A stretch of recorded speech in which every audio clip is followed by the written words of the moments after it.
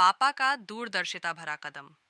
यह कहानी है दो भाइयों, दिनेश और मोनू की, जो एक छोटे से शहर में रहते थे। दोनों भाई एक दूसरे के बेहद करीब थे और हमेशा साथ रहते थे। उनके पिता महावीर जी एक समझदार और दूरदर्शी व्यक्ति थे। महावीर जी की सोच हमेशा लंबी अवधि के लाभ के बारे में होती थी। उनके पास एक व्यवसाय था, लेकिन वह हमेशा अपने बच्चों के लिए भविष्य को सुरक्षित करने के नए तरीके खोजते रहते थे। काब्र 2005 का वह निर्णायक कदम साल 2005 में, जब दिनेश और मोनू छोटे थे, महावीर जी ने एक बड़ा और साहसिक कदम उठाया। उन्होंने दोनों के नाम पर विप्रो कंपनी के 1000 शेयर खरीदे। उस समय विप्रो के शेयरों की कीमत काफ़ी कम थी, लेकिन महावीर जी का मानना था कि यह एक स्थिर और लाभकारी कंपनी है और समय के साथ इसके शेयरों का मूल्य बढ़ेगा। महावीर जी ने यह फैसला लिया था कि वह अपनी मेहनत और समझदारी से अपने बच्चों के भविष्य को सुरक्षित करेंगे। इस फैसले के बारे में उन्होंने किसी से ज़्यादा चर्चा नहीं की, क्योंकि वह जानते थे कि यह एक लंबा खेल है और दिनेश और मोनू को इसका महत्व तब तक समझ में नहीं आएगा जब तक वे बड़े नहीं हो जाते। यह कदम मैं तुम्हारे भविष्य के लिए उठा रहा हूँ बेटों, महावीर जी ने एक दिन अपनी पत्नी से कहा। आज जो निवेश हम कर रहे हैं वह कल तुम्हारे लिए बहुत फायदेमंद होगा। त्स्यू 2024 का वह दिन समय बीतता गया। दिनेश और मोनू अब बड़े हो चुके थे। दिनेश इंजीनियरिंग की पढ़ाई कर रहा था, जबकि मोनू एमबीए कर रहा था।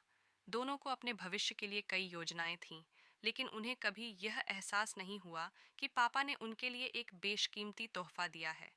2024 में जब दोनों भाई घर वापस लौटे, पापा ने उन्हें एक बड़ा तोहफा दिया।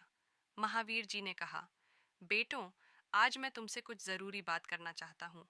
तुम्हारे नाम पर मैंने 2005 में विप्रो के 1000 शेयर वन खरीदे थे और अब उनका मूल्य बढ़कर 10 करोड़ मान हो चुका है। दोनों भाई हैरान रह गए। क्या पापा, 10 करोड़? दिनेश चौंकते हुए बोला, ये कैसे हुआ? महावीर जी मुस्कुराते हुए बोले, बेटा, शेयरों की कीमत समय के साथ बढ़ी है। ये सिर्फ एक निवेश नहीं था, बल्कि तुम्हारे भविष्य के लिए एक उपहार था। मैंने इस निवेश को अपनी मेहनत और दूरदर्शिता से चुना था, ताकि जब तुम दोनों बड़े हो जाओ तो तुम्हारे पास एक मजबूत वित्तीय स्थिति हो।